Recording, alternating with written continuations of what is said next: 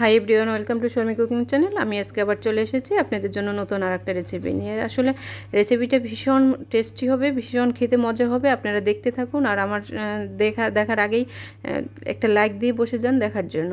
তো এখানে আজকে আমি রান্না করব শোল মাছ। শোল মাছগুলো কেটে ধুয়ে পরিষ্কার করে নিয়েছে সাথে কিছু আলুর সাথে। আর আমি এটা ভালো করে সব আলু সহ মাছগুলো সুন্দর করে মেখে নেব। মেখে নেওয়ার জন্য এখানে লবণ, হলুদ, মরিচের গুঁড়া আর সরিষার তেল, এই এই চারটা জিনিস ব্যবহার করে সুন্দর করে মেখে কিছু সময় রেখে দিতে হবে। তো আমি দিয়ে দিচ্ছি এখানে হলুদ আর লবণ, আর দেবো মরিচের গুঁড়াটা দিয়ে, লবণ দিয়ে, ছড়িয়ে তেল দিয়ে ভালো করে মেখে নেব।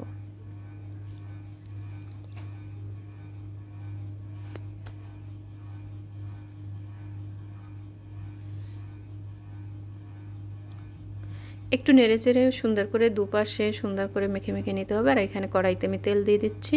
কড়াইটা গরম হয়ে গেছে, তেল দিয়ে মাছগুলো ভালো করে মেখে কিছু সময় রেখে দিয়েছি। আর এখন আমি মাছগুলো সুন্দর করে ভেজে নেব। মাছটা একেবারে লাল লাল করে ভেজে নিতে হবে। তো আমি লাল লাল করে এই মাছগুলো ভেজে নিচ্ছি, আর দেখতে থাকুন। এখানে মশলা আমি পেঁয়াজ, রসুন, আদা, দারুচিনি, এলাচ আর জিরা নিয়েছি। এগুলো আমি আর কিছু কাঁচামরিচ আমি দিয়ে দেবো। এগুলো ভালো করে মেখে নিতে হবে, বেটে নিতে হবে একদম মিহি একটা পেস্ট করে নিতে হবে। দেখুন মাছটা ভাজা হয়ে গেছে, আর মাছটা আমি তুলে নিচ্ছি। এক পাশে আমি বেটে নিচ্ছি, এক পাশে মাছ ভেজে নিচ্ছি। বা মাছগুলো কি দুর্দান্ত সুন্দর হয়েছে ভাজা।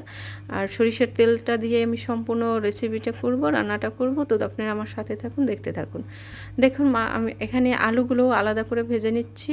আর এখানে আমি সব মশলাগুলো বাটা হয়ে গেছে। আর মশলা বাটা হওয়ার মশলাগুলোর মধ্যে আরেকটু হলুদ দিয়ে ভালো করে জল দিয়ে মিক্সড করে নিচ্ছি। আর এটা ভালো হয়। আর একটু যেটুকু লবণ লাগবে সেটুকু একবার আমি দিয়ে দিচ্ছি, আর পরে কিছু দিতে হবে না। আমি একটু ঝাল ঝালও করব। আর মাছটাকে যেহেতু শোল মাছ কিন্তু একটু ঝাল ঝাল করলে বেশি ভালো লাগে। যারা ঝাল খেতে পছন্দ করেন না তারা তাদের মতো করে রান্না করে খেতে পারেন, তাতেও কোনো সমস্যা নেই। তো দেখুন এখানে আলুগুলো ভাজা হয়ে গেছে, আলুগুলো আমি তুলে নিচ্ছি। আলুটাও কিন্তু লাল লাল করে ভেজেছি, প্রায় 80% সিদ্ধ হয়ে গেছে। তো আর এই রেসিপিটাই কিন্তু অবশ্যই গরম জল ব্যবহার করবেন, সেক্ষেত্রে কিন্তু খেতে বেশি টেস্টি হয়। গরম জল কিন্তু সব তরকারিতে দেওয়া দরকার নেই। তো কিছু কিছু তরকারি আছে যেখানে আমরা গরম জল ব্যবহার করলে ভীষণ ভালো লাগে। আর এখানে আমি একটু ফোড়নের জন্য আর একটু সরিষার তেল দিয়ে দিচ্ছি, জিরা তেজপাতা দেবো। যেহেতু এখানে আমি আগেই দারুচিনি, এলাচ আমি বেটে নিয়েছি, আমি এখন দেবো না। এখন শুধু জিরা আর তেজপাতাটা দিয়ে ভালো করে ভেজে নেব।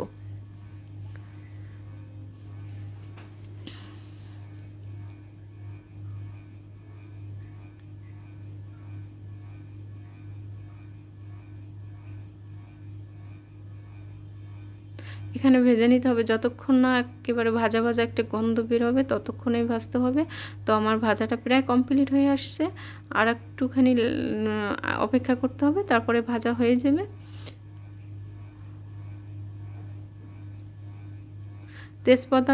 তেজপাতা আর জিরা ভাজাটা কিন্তু গুরুত্বপূর্ণ। এটা কিন্তু একেবারে অবহেলার না।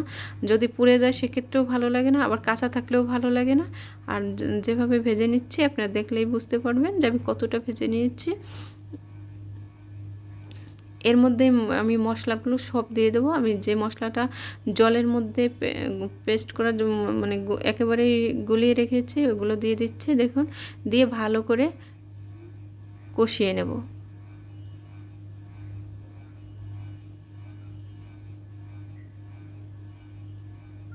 কষাতে হবে যতক্ষণ না তেলটা ভালো করে ছেড়ে আসবে, ততক্ষণ আমি কষাবো। আর এখানে কিন্তু মশলা অল্প কষালে হয় না, আর মশলা পুড়ে না যায় সেদিকেও লক্ষ্য রাখতে হবে। আর জল দিয়ে সবসময় মশলা কষাতে হয়, সেক্ষেত্রে মশলাটা কষানোও ভালো হয়, খেতেও ভালো লাগে, ভাজা আর মশলাটা সিদ্ধটাও ভালো হয়।